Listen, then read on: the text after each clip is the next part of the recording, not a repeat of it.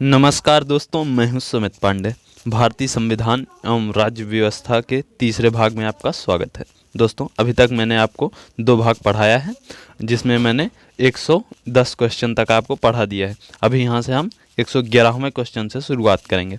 तो दोस्तों, आइए देख लेते हैं कि आज का प्रश्न क्या है। उससे पहले मैं आपको बता दूं कि अगर आपको इसका PDF चाहिए तो दिए गए टेलीग्राम चैनल को ज्वाइन कर सकते हैं, लिंक डिस्क्रिप्शन में।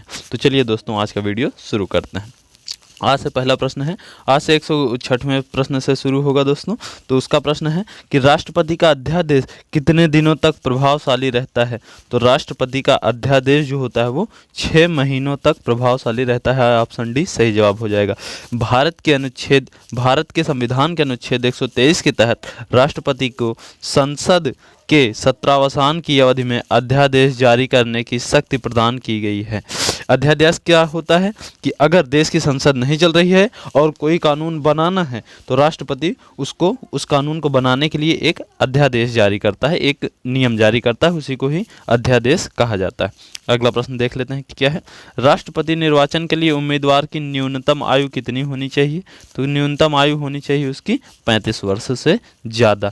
ऑप्शन सी सही जवाब हो जाएगा। अनुच्छेद 58 के अंतर्गत कोई भी व्यक्ति राष्ट्रपति निर्वाचित होने का पात्र तभी होगा अगर वह भारत का नागरिक है, 35 वर्ष की आयु पूरी कर चुका है, लोकसभा का सदस्य निर्वाचित होने के लिए अर्हता रखता है, यानी योग्यता रखता है। तो ऑप्शन सी 35 वर्ष से ज़्यादा सही जवाब हो जाएगा। अगला प्रश्न है, भारत के राष्ट्रपति को कार्य की शपथ कौन दिलाता है। तो भारत के राष्ट्रपति को कार्य करने की शपथ कौन दिलाता है, वो दिलाते हैं भारत के मुख्य न्यायाधीश। ऑप्शन बी सही जवाब हो जाएगा कि भारत के मुख्य न्यायाधीश राष्ट्रपति को कार्य करने की शपथ दिलाते हैं। ये कौन सा अनुच्छेद है, अनुच्छेद 60 के अंतर्गत ये लिखा गया है कि भारत के संविधान में भारत का राष्ट्रपति की शपथ भारत के मुख्य न्यायाधीश दिलवाएंगे। अगला प्रश्न देख लेते हैं कि भारत का संवैधानिक प्रमुख कौन होता है। तो भारत का संवैधानिक प्रमुख जो होता है वो राष्ट्रपति होता है। ऑप्शन डी सही जवाब हो जाएगा। भारत का संवैधानिक प्रमुख भारत का राष्ट्रपति होता है, जबकि भारत के प्रधानमंत्री को वास्तविक प्रमुख कहा जाता है, क्योंकि भारतीय संविधान के अनुच्छेद 74(1) में कहा गया है कि राष्ट्रपति की सहायता करने तथा उसे सलाह देने के लिए मंत्रिपरिषद होगी, जिसका प्रमुख प्रधानमंत्री होगा। इस प्रकार से जो सलाह देने के लिए जो परिषद होगी उसी को कहा जाता है, उसी के अध्यक्ष को कहा जाता है प्रधानमंत्री, और जिसको सलाह देगा वो होगा आपका राष्ट्रपति। तो संवैधानिक प्रमुख हो जाएगा राष्ट्रपति, जबकि कार्यकारी प्रमुख कौन हो जाएगा, भारत का प्रधानमंत्री। अगला प्रश्न देख लेते हैं कि भारत देश के प्रमुख कौन हैं। तो वही हो जाएगा आपका अपना राष्ट्रपति। ऑप्शन बी सही जवाब हो जाएगा। अगला प्रश्न है कि अगस्त 2018 के अनुसार भारत के राष्ट्रपति कौन हैं। तो अगस्त 2018 के अनुसार भारत के राष्ट्रपति हैं श्री रामनाथ कोविंद। ऑप्शन सी सही जवाब हो जाएगा कि श्री रामनाथ कोविंद जो हैं वो भारत के राष्ट्रपति हैं 2018 के बाद से, जबकि उससे पहले कौन थे, प्रणब मुखर्जी। उससे पहले कौन थी, प्रतिभा देवी सिंह पाटिल। तो इस प्रकार से ऑप्शन सी सही जवाब हो जाएगा। अगला प्रश्न देख लेते हैं कि क्या है। अगला प्रश्न है आपके सामने कि निर्वाचक मंडल जो भारत के राष्ट्रपति का चुनाव करता है उसका गठन कौन करता है। तो उसका गठन जो करते हैं वो संसद और राज्य विधानसभाओं के निर्वाचित सदस्य। ऑप्शन डी सही जवाब हो जाएगा कि निर्वाचक मंडल वही होता है जो संसद और राज्य की विधानसभाओं के निर्वाचित सदस्य करते हैं। देख लेते हैं इसकी व्याख्या क्या है कि भारतीय संविधान के अनुच्छेद 54 के अनुसार राष्ट्रपति का चुनाव ऐसे निर्वाचक मंडल के सदस्यों द्वारा किया जाएगा जिसमें संसद के दोनों सदनों के निर्वाचित सदस्य होंगे तथा राज्य की विधानसभाओं के निर्वाचित सदस्य एवं पांडुचेरी तथा दिल्ली विधानसभा के निर्वाचित सदस्य होंगे। ये अक्सर कई एग्जाम में पूछा गया है कि कौन कौन से हैं जो केंद्र शासित प्रदेशों के सदस्य भी राष्ट्रपति की निर्वाचन में अपनी भागीदारी प्रदान करते हैं। तो वो हैं दिल्ली और पांडिचेरी के। ऑप्शन डी सही जवाब हो जाएगा कि संसद और राज्य विधानसभाओं के निर्वाचित सदस्य। अगला प्रश्न देख लेते हैं कि क्या है। भारत के 14वें राष्ट्रपति के रूप में शपथ लेने से पहले रामनाथ कोविंद कौन सा पदभार संभालते थे।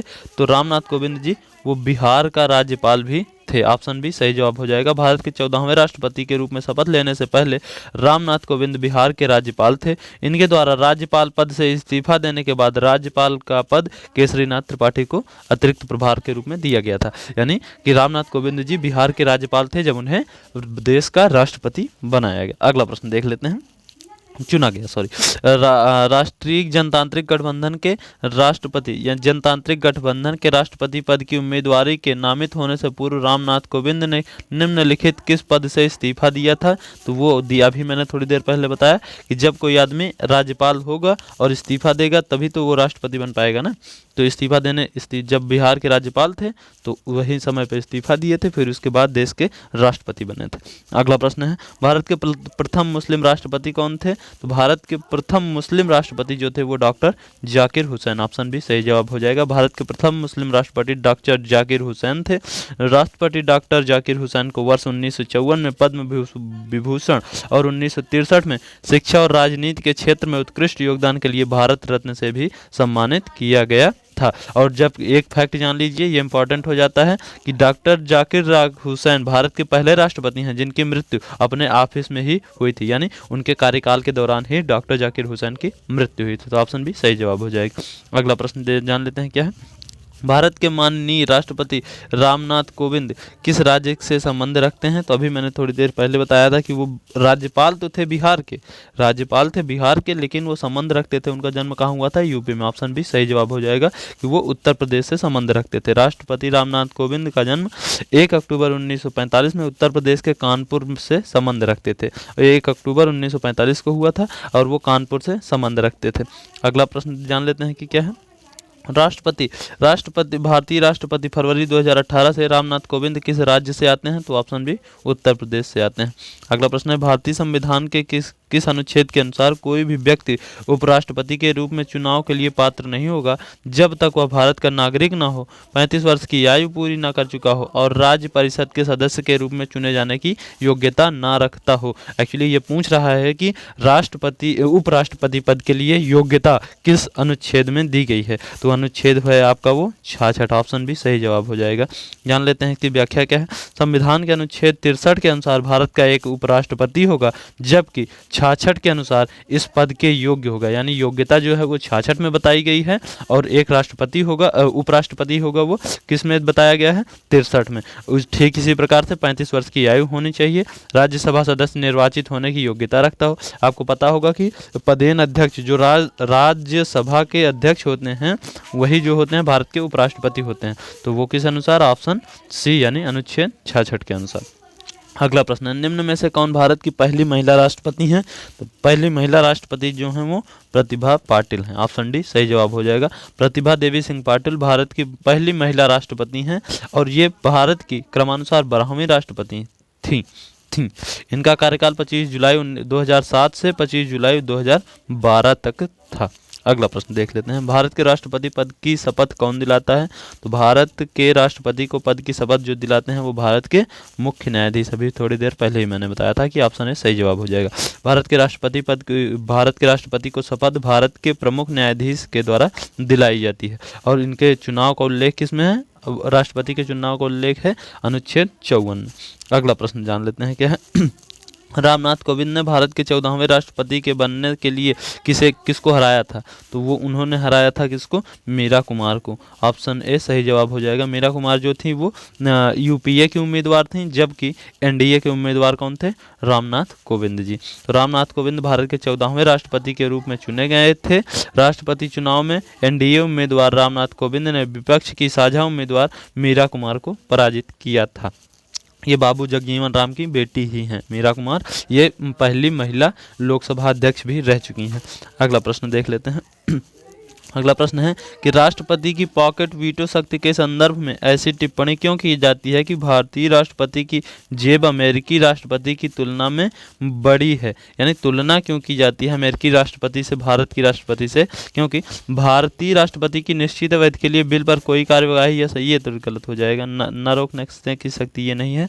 अगला विकल्प है आपके सामने, सॉरी वही था कि यही विकल्प था आपका कि इसकी तुलना क्यों की जाती है? क्योंकि ऑप्शन ए सही जवाब हो जाएगा। भारतीय राष्ट्रपति की अनिश्चित अवधि के लिए बिल पर कोई कार्यवाही या तो सकारात्मक या नकारात्मक न करने की शक्ति। ऑप्शन ए सही जवाब हो जाएगा। अगला प्रश्न देख लेते हैं कि क्या है।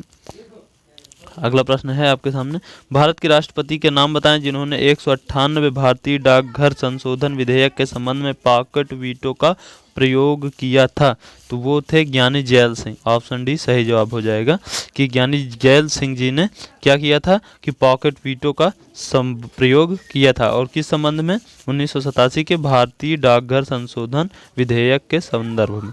अगला प्रश्न है, भारत गणराज्य के वित्तीय आपात की स्थिति की घोषणा घोषित की भारत गणराज्य में वित्तीय आपात स्थिति की घोषणा घोषित की जाती है किसके द्वारा? वो आपात की स्थिति की घोषणा की जाती है राष्ट्रपति के द्वारा। ऑप्शन ए सही जवाब हो जाएगा।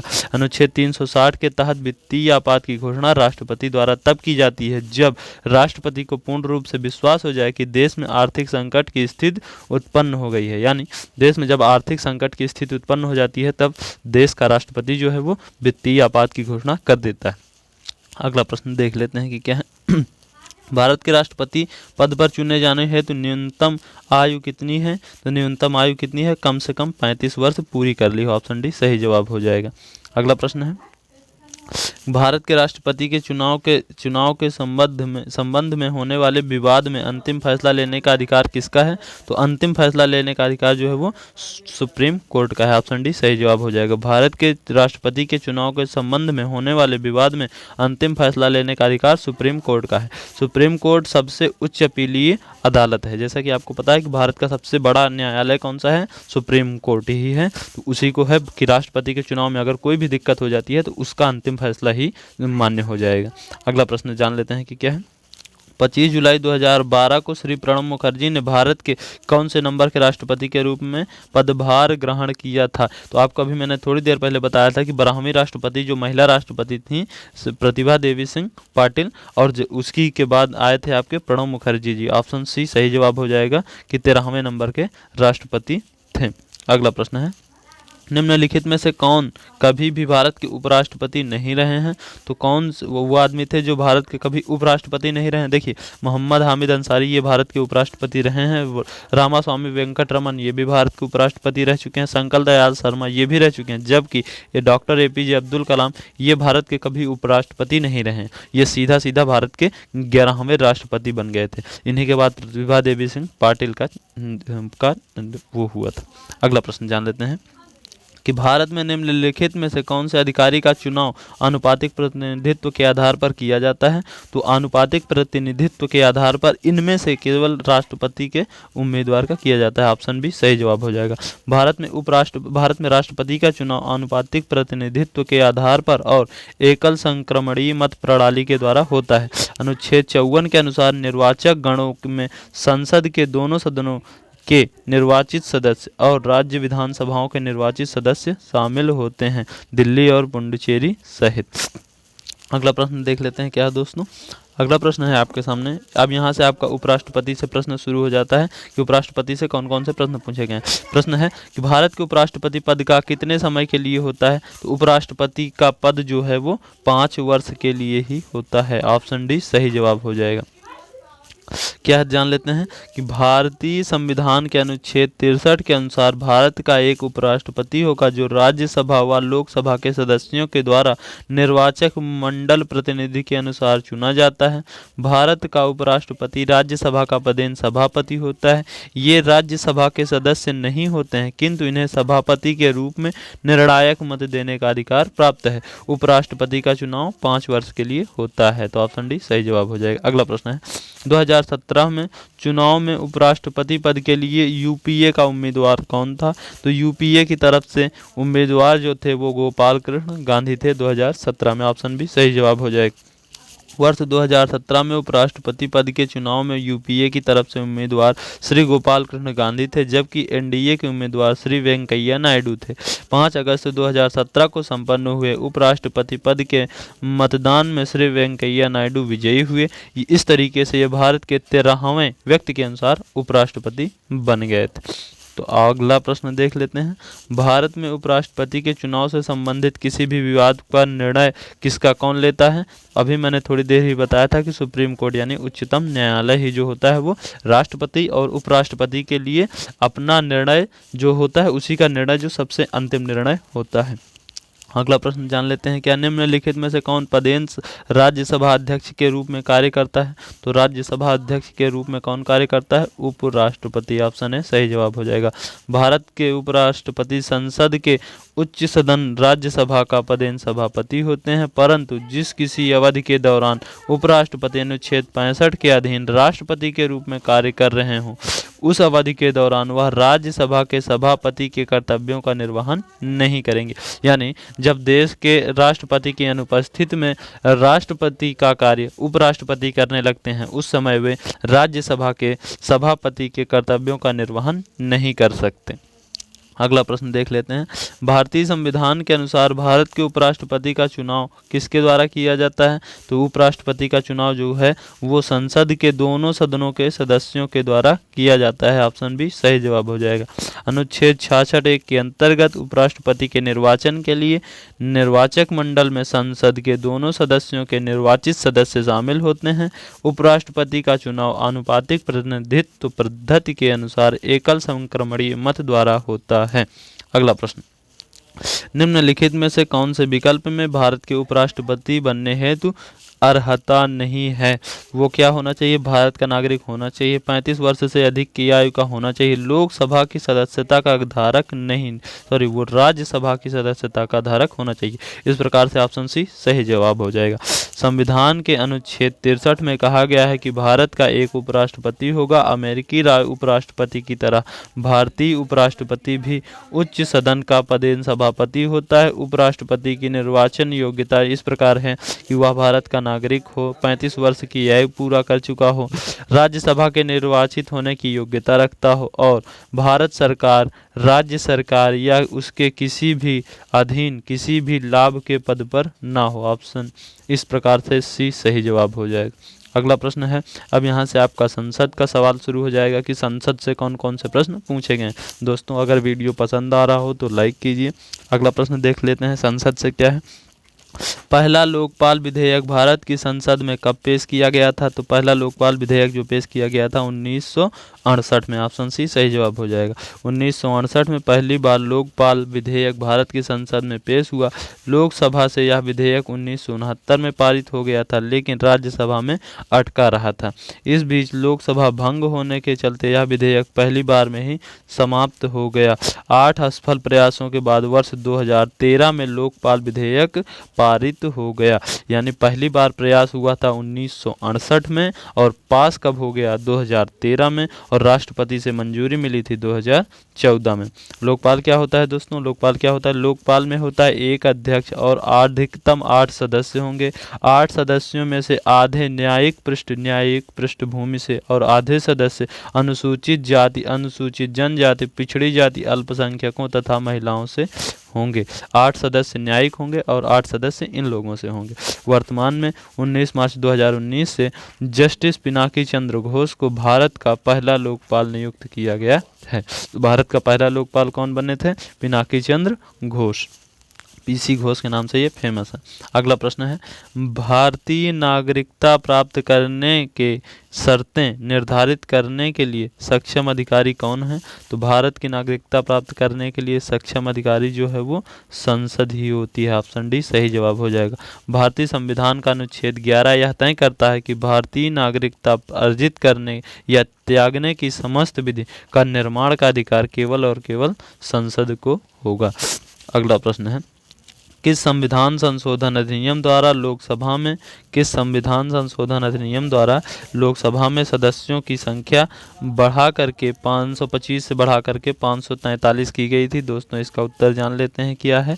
इसका उत्तर है ऑप्शन डी, यानी कि 1973वां कि भारत संविधान संशोधन 31वें के द्वारा हुआ था, जिसके द्वारा लोकसभा के सदस्यों की संख्या 525 से 545 कर दी गई तथा केंद्र शासित प्रदेशों का प्रतिनिधित्व 25 से घटकर 20 हो गया। भारतीय संविधान का संविधान परिवर्तन करने की प्रक्रिया है जो संसद के द्वारा किए जाते हैं।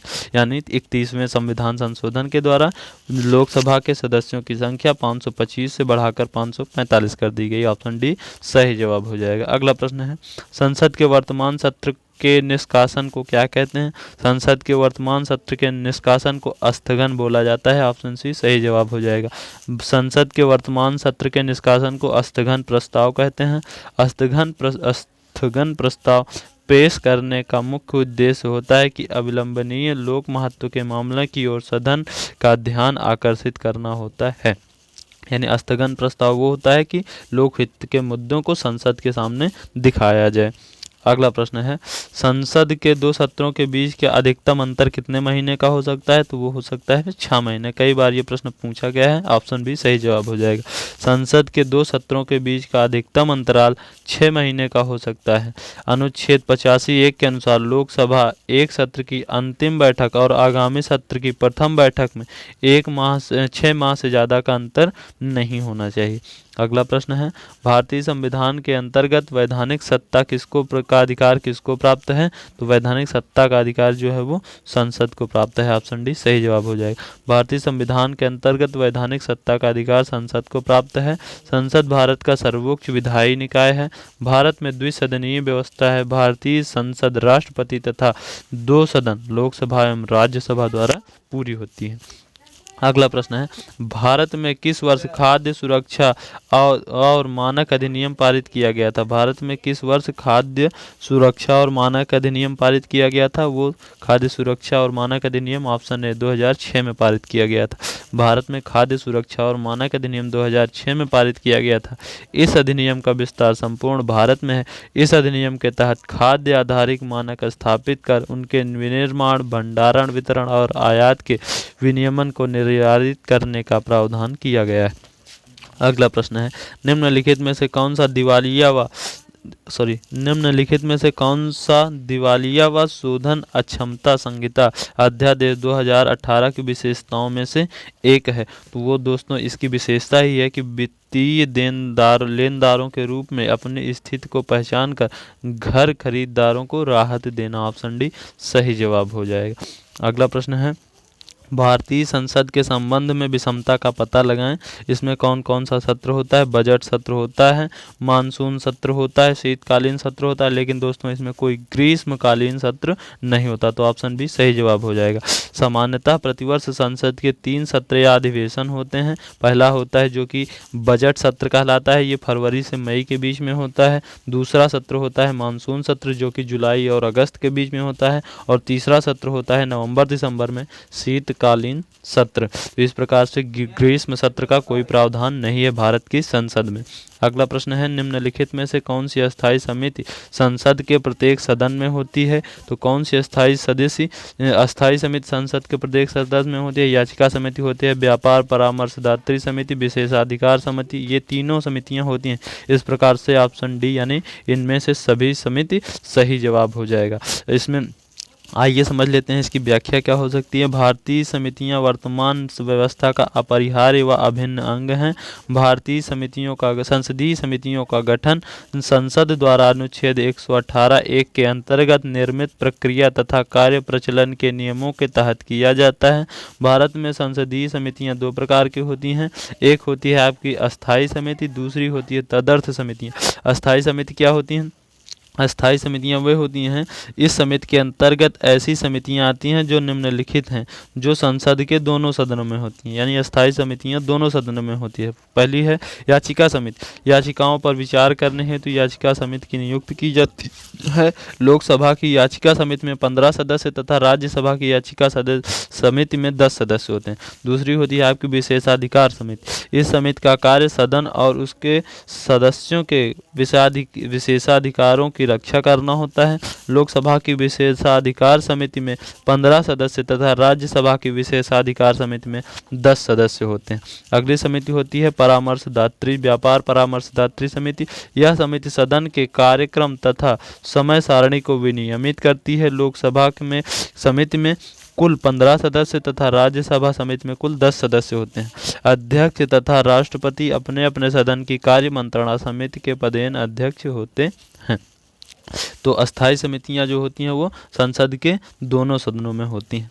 अगला प्रश्न है आपका, किस केंद्रीय मंत्रालय के तहत नवोदय विद्यालय समिति और केंद्रीय विद्यालय संगठन स्वायत्त निकाय है? तो वो है आपका मानव संसाधन विकास मंत्रालय के तहत। ऑप्शन डी सही जवाब हो जाएगा। नवोदय विद्यालय समिति और केंद्रीय विद्यालय संगठन मानव संसाधन विकास मंत्रालय के तहत स्वायत्त निकाय हैं। अब दोस्तों एक नया अपडेट इसमें जुड़ चुका है कि अब इस मंत्रालय का नाम बदल करके शिक्षा मंत्रालय किया जा चुका है। नवोदय विद्यालय में कक्षा 6 से 12वीं तक सरकार मुफ्त तथा आवासीय सुविधा उपलब्ध कराती है। इस पर होने वाले व्यय को मानव संसाधन विकास मंत्रालय से स्वीकृत होता है। तो यानी नवोदय विद्यालय समिति और केंद्रीय विद्यालय संगठन जो स्वायत्त निकाय हैं वो किसके हैं? मानव संसाधन एवं विकास मंत्रालय, जो कि वर्तमान में क्या बन चुका है? शिक्षा मंत्रालय। अगला प्रश्न जान लेते हैं दोस्तों क्या है। अगला प्रश्न है आपके सामने, ओबीसी वर्ग में क्रीमी लेयर की पहचान करने के लिए नियुक्त समिति का नाम क्या था, जिसने 1993 में अपनी रिपोर्ट प्रस्तुत की और उसे स्वीकार कर लिया गया था? तो वो थी आपकी कौन सी? रामनंदन समिति। ये कई बार एग्जाम में पूछा जाता है कि वो कौन सी समिति थी। तो ओबीसी वर्ग में क्रीमी लेयर की पहचान करने के लिए नियुक्त 3 सदस्यीय समिति थी रामनंदन समिति, जो कि 1992 में बनाई गई थी और 93 में अपनी रिपोर्ट प्रस्तुत की थी और इसी रिपोर्ट को 93 में स्वीकार कर लिया गया था। अगला प्रश्न है, भारत के पहले उप प्रधानमंत्री कौन थे? वह किस राजनीतिक दल के थे? तो भारत के पहले उप प्रधानमंत्री जो थे वो आपके सरदार वल्लभ भाई पटेल थे। वो आईएनसी यानी इंडियन नेशनल कांग्रेस से थे। ऑप्शन ए सही जवाब हो जाएगा और उनको लौह पुरुष के नाम से भी जाना जाता है। अगला प्रश्न है, निम्न में से कौन सा भारतीय संसद का नियमित सत्र नहीं है? तो अभी मैंने थोड़ी देर पहले ही आपको बताया था कि शीतकालीन सत्र, बजट सत्र और मानसून सत्र, ये तीनों सत्र जो होते हैं वो आपके संसद के नियमित सत्र होते हैं, जबकि ग्रीष्मकालीन सत्र नाम से कोई सत्र होता ही नहीं है। तो ऑप्शन ए सही जवाब हो जाएगा। व्याख्या है इसकी कि संसद भारत का सर्वोच्च विधायी निकाय है। भारतीय संसद में राष्ट्रपति तथा दोनों सदन लोकसभा एवं राज्यसभा होते हैं। सामान्यतः प्रतिवर्ष संसद में 3 सत्र या अधिवेशन होते हैं। एक होता है बजट सत्र, दूसरा होता है मानसून अधिवेशन, तीसरा होता है शीतकालीन अधिवेशन। राज्यसभा में एक वर्ष में 4 अधिवेशन होते हैं। अगला प्रश्न है कि किस वर्ष में भारत की राज्यसभा द्वारा क्षतिपूरक वनीकरण कोष विधेयक पारित किया गया था? तो वनीकरण क्षतिपूर्ति विधेयक कोष 2016 में पारित किया गया था। ऑप्शन डी सही जवाब हो जाएगा। वर्ष 2016 में राज्यसभा द्वारा क्षतिपूरक वनीकरण कोष विधेयक पारित किया गया था। इस विधेयक को राज्यसभा में केंद्रीय वन एवं पर्यावरण राज्य मंत्री अनिल माधव दवे ने पेश किया था। इस विधेयक को लेकर विपक्ष के नेता गुलाम नबी आजाद और उप नेता आनंद शर्मा ने आपत्ति व्यक्त की और कहा कि इस विधेयक को आम सहमति से पारित कराया जाए। तो ये इस चीज़ से आपको मतलब नहीं रखना है दोस्तों। ये प्रश्न पूछा जाता है, ये करंट का क्वेश्चन होना चाहिए था।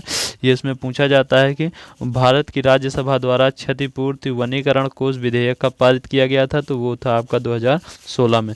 अगला प्रश्न है आपका दोस्तों, भारत की संचित निधि से धनराशि व्यय की जा सकती है किसकी सहमति से? भारत की संसद संचित निधि से धनराशि किसके द्वारा व्यय की जा सकती है? वो है संसद की मंजूरी से। ऑप्शन बी सही जवाब हो जाएगा। तो दोस्तों यहाँ तक आपका प्रश्न पूरा होता है। अगर आपको वीडियो पसंद आया हो तो चैनल को सब्सक्राइब कीजिए, वीडियो को लाइक कीजिए और हाँ दोस्तों में शेयर करना ना भूलिए। अगर इस प्रकार का फॉर्मेट आपको पसंद आता है कि 50 क्वेश्चन करते हैं और यही 50 क्वेश्चन आपको याद रह जाते हैं, क्योंकि बहुत ज़रूरी होता है। अगर आप 1000 क्वेश्चन लगातार कर लिए तो वो आपके दिमाग से स्किप हो जाएगा, निश्चित है। एक आप साइंटिफिक वे में पढ़िए कि थोड़ा याद कीजिए, ज़्यादा कितना आपको 50 क्वेश्चन पर डे अगर पढ़ रहे हैं तो यानी आप पॉलिटी के 500 क्वेश्चन आप 10 दिन में पढ़ डालेंगे। तो यही होता है एक साइंटिफिक तरीका कि आप थोड़े चीज़ों को पढ़ते रहिए, ताकि जीएस जो आपके एग्ज़ाम में काफ़ी अच्छा खासा वेटेज रखता है वो आपसे कहीं दूर ना होने पाए। दोस्तों मिलते हैं आपसे अगले वीडियो में। पूरा वीडियो देखने के लिए आपका तहे दिल से शुक्रिया।